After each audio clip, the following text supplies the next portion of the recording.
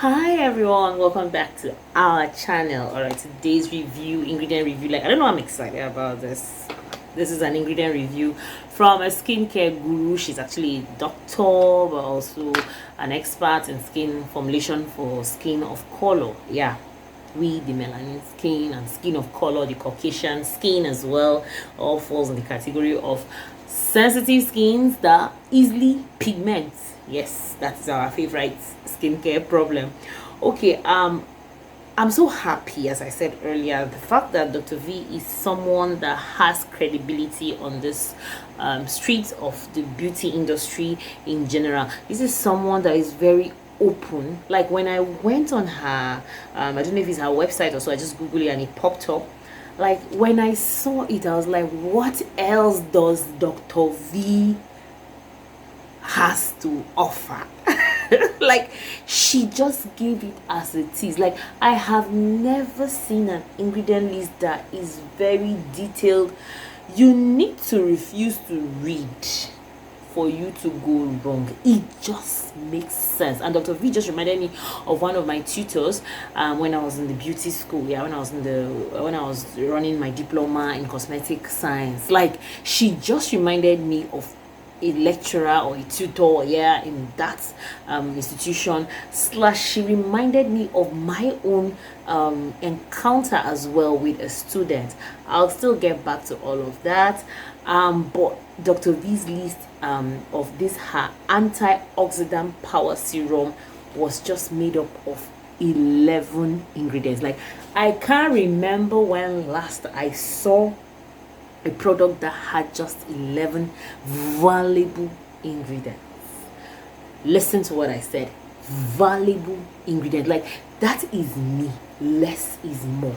When you pick up an ingredient, what is it made for? Why is it in the formulation? I'm going in straight. I'm not going to waste your time.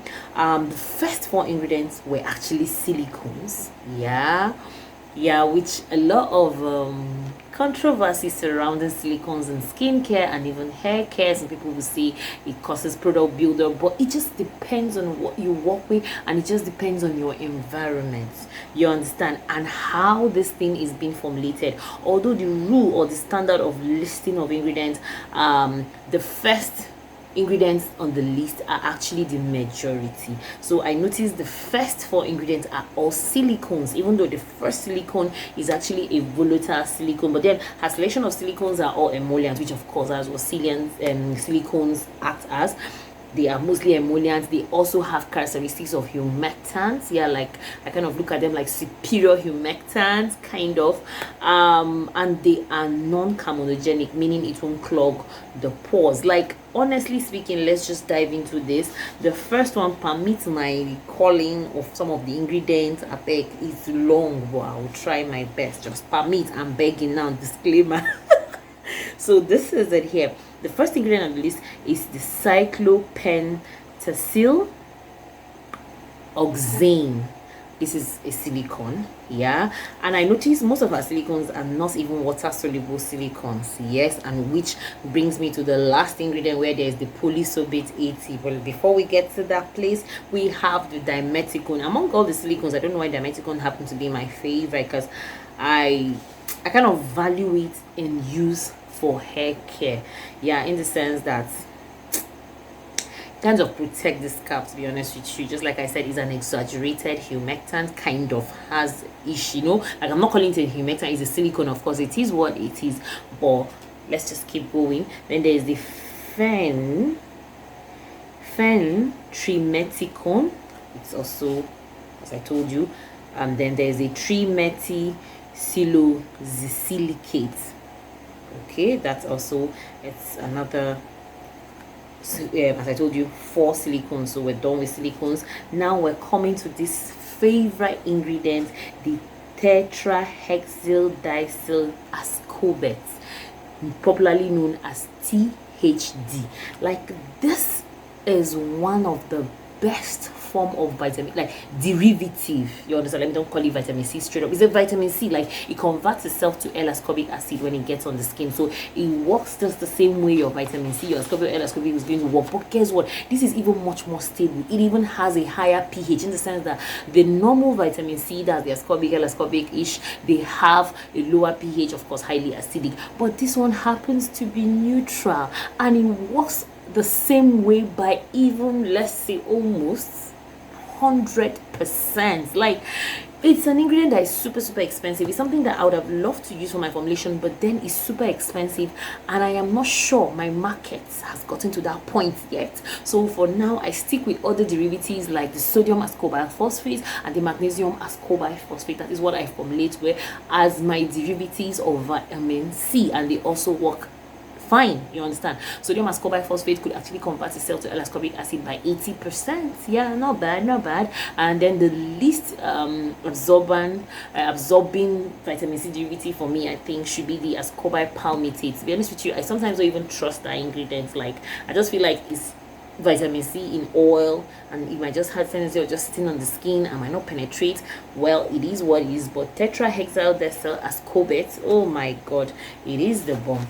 It is there. So then that brings me to a video where I was talking about combination formulation. You see, this is a vitamin C, but don't forget a vitamin C derivative, because I stated clearly in one of my videos that you cannot combine in a formulation, you cannot combine vitamin A and vitamin C, but I specified the vitamin C of the L-ascorbic and ascorbic. That is more like the original vitamin C, right? All right, let's move to the next one. The next one is the tocopherol acetate.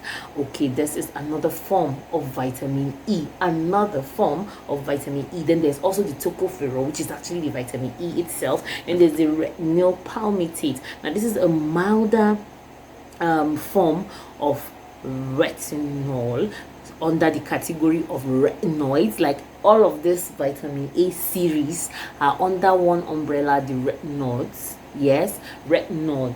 Then they are being listed to retinol. Retinol is an alcohol, and there was something very interesting I also saw, as I told you, when I googled it on her page. I think there was something about it. It was Dr. Vanita Rattan Antioxidant Power Serum, new formula, what 0.1% retinaldehyde and 0.1% retinol.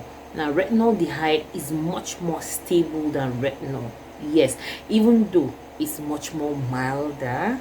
Yeah, and then here on the ingredient list I'm seeing retinol palmitate, which it's a chain kind of. Do you understand? It starts from the retinol itself, then it transitions itself to retinaldehyde, then to retinoic acid, and then back to retinol before it becomes retinol palmitate. Like, it's a series that only formulators will understand or might understand, but at the end of the day, they all function the same. They have the ability to slow down aging, to clear fine lines, to firm the skin. Who doesn't know the beautiful benefits of retinoids? Yeah, so just leave it as it is. And then now the very interesting thing as well is the fact that she combined these two. Like, I remember the very first time I started formulating vitamin A serums, I worked with retinaldehyde first, but I noticed it was kind of, I needed to just get it a little bit on. So right now I work more with both retinaldehyde and I work with retinol. But guess what, I formulate them separately. Like, this is what I do. I formulate my retinol serum, yeah, my vitamin A serum, let me call it vitamin A serum at this point so that I can specify what I work with. My vitamin A serum at 0.5%, I use the retinol. But my vitamin A 1% in emulsion, I use the retinaldehyde.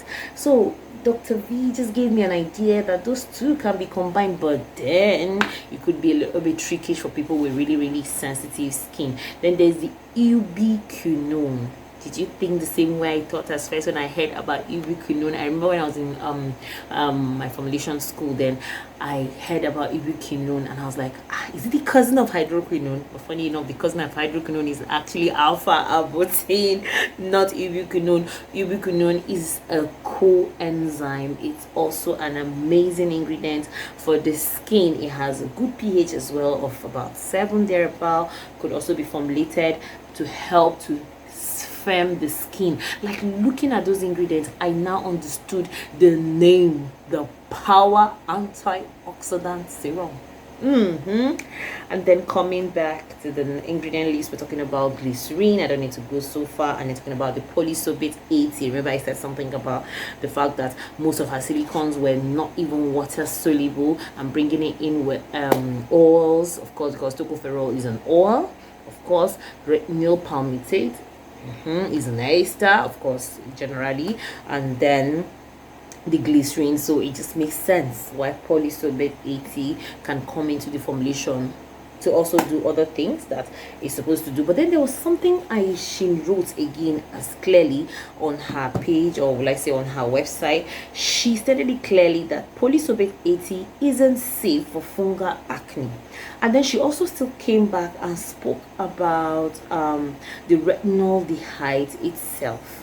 You understand? She said it's still bad for dry skin and causes irritation. Like, how many formulators, even me, I won't lie to you, I don't do this much details, and honestly speaking, I just learned a lot from this woman, to be honest with you.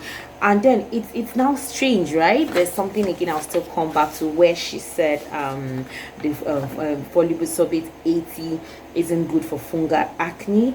Is the mere fact that you now wonder that, okay, what does that mean? It means that even it's also with reference to retinol itself, when you are having like active acne where the skin is really inflamed, honestly it's advisable you stay away from retinol.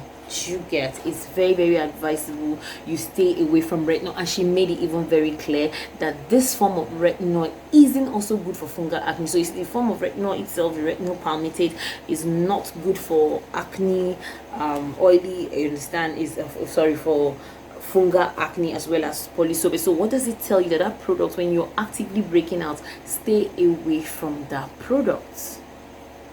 And it makes sense, even though I think I had something similar to that on one of my students, where I introduced her to palm oil as a good oil of choice for soap making. But at the same time, I was still trying to discourage her from getting hooked to palm oil due to the controversy surrounding harvesting of palm oil. Do you understand? It has this very unstable form of harvesting, so it was quite contradictory. Like, why introduce me to a nice ingredient and then still try to tell me to stay away from it? Like, it's kind of contradictory that only fellow formulators like me will understand. But then it's just like, how will I say, you want to use fire to cook, but at the same time you're afraid of fire because it could get burnt. Yeah, so basically a good ingredient that could still be caution. By the way, in this life, everything, too much of everything, even the good things, is bad. So I don't want this video to be long. I think let's stop here. To be honest with you, yeah, I understand why Dr. V Rattan called this a antioxidant power serum. She used ingredients that are quite stable. She used ingredients that are good for the skin. Yeah, the silicone, it's obviously good as well, even though she still kind of said, still kind of made it very clear that it's not good for dry skin or something like that. Like, there was this part she emphasized on dry skin, staying away from. But then the fact that she formulated them with silicone, I think the dry skin and all skin types can actually work with it. So basically what she's trying to say here, I am not the formulator, but I am just thinking like a formulator. I might be wrong, I might be right about what, I don't know what Dr. V was thinking when she was formulating, but I feel that these are ingredients that could actually sensitize the dry skin. But then she needed to also make it friendly for the dry skin. Yeah, I don't know if it makes sense, but for me it sure does make sense. But this ingredient, or this product itself, is formulated with skin suitable ingredient. I once told someone that you could actually formulate an ingredient in a way where, even a very selective ingredient, in a way where even the most sensitive skin types could actually still benefit from it. So please, thank you so much for listening to my review on Dr. V Rattan. If you want me to review any of her products again, I'll do that. I would have loved to review her Inzincable, that is her SPF 50, but based on demand. Drop it in the comment section if you want me to review that too as well. Fine. If you don't want me, no wahala, I just stick to this one that I have reviewed. And thank you so much. Please don't forget to subscribe to my YouTube channel. If you're new here, an old subscriber, you know I am nothing without you guys. Thank you so much, and see you in another video. Bye.